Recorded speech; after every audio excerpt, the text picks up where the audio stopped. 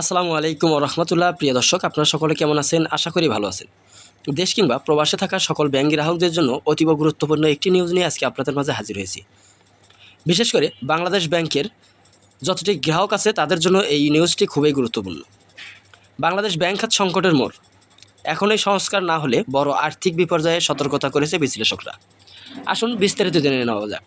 কিন্তু আপনারা যদি আমাদের চ্যানেলটিতে একদম নতুন হয়ে থাকেন তাহলে অবশ্যই চ্যানেলটিতে সাবস্ক্রাইব করে বেল বাটন অন করে রাখবেন, যাতে সবার আগে সবসময় আপনাদের মাঝে নিউজের নোটিফিকেশন পৌঁছে যায়।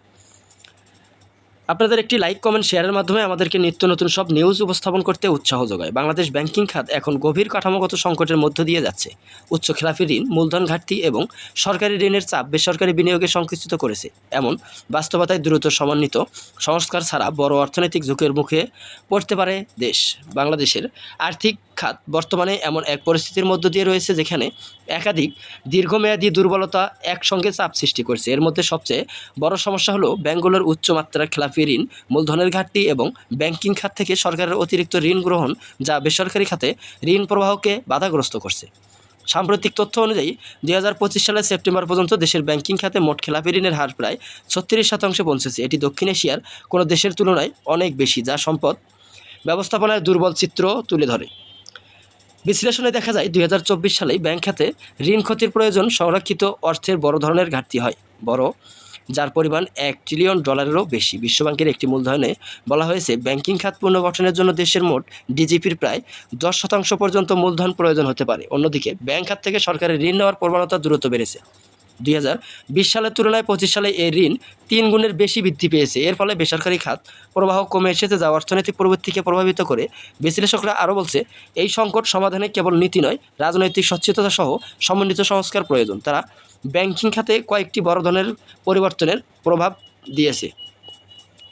খেলাপি ঋণ ও পাচার হওয়া অর্থ উদ্ধারের জন্য একটি শক্তিশালী ও স্বাধীন ট্রান্সফোর্স গঠনের কথা বলা হয়েছে।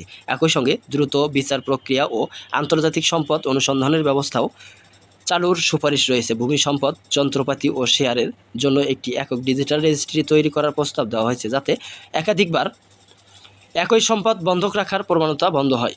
সংকটাপন্ন ব্যাংকগুলোর জন্য শেয়ার হোল্ডার ও বেসরকারি বিনিয়োগের মাধ্যমে মূলধন জোগাড় ওপর জোর দেওয়া হয়েছে। সরকারি সহায়তা কেবল কঠোর শর্তের ভিত্তিতে সীমিত রাখার সুপারিশ করেছে। ক্ষুদ্র ও মাঝারি শিল্পে কর্মসংস্থান বৃদ্ধির জন্য বিশেষ ঋণ ভর্তুকি কাঠামো তৈরি করার কথা বলা হয়েছে, যা সরকারি ব্যাংকের মাধ্যমে পরিচালিত হবে। বিশ্লেষকরা বলছে, ব্যাংকিং খাত থেকে ব্যাংকের সরকারের ঋণ নির্ভরতা ধীরে ধীরে কমিয়ে মোট ঋণের 30% নিচে নামানো জরুরি। তা না হলে সরকারি খাতও সংকুচিত হবে। কর আদায় বাড়াতে হবে। ব্যাংকিং অবকাঠামোর সঙ্গে রাজস্ব ব্যবস্থার ডিজিটাল সংযোগ প্রস্তাব এসেছে।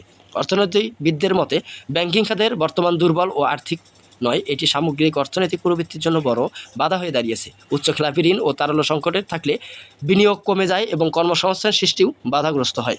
সব মিলিয়ে বাংলাদেশ ব্যাংকিং খাত এখন এক গুরুত্বপূর্ণ সিদ্ধান্তের মোড়ে দাঁড়িয়ে আছে। দ্রুত সংস্কার না হলে সংকট আরও গভীর হতে পারে বলে সতর্ক করেছেন বিশ্লেষকরা।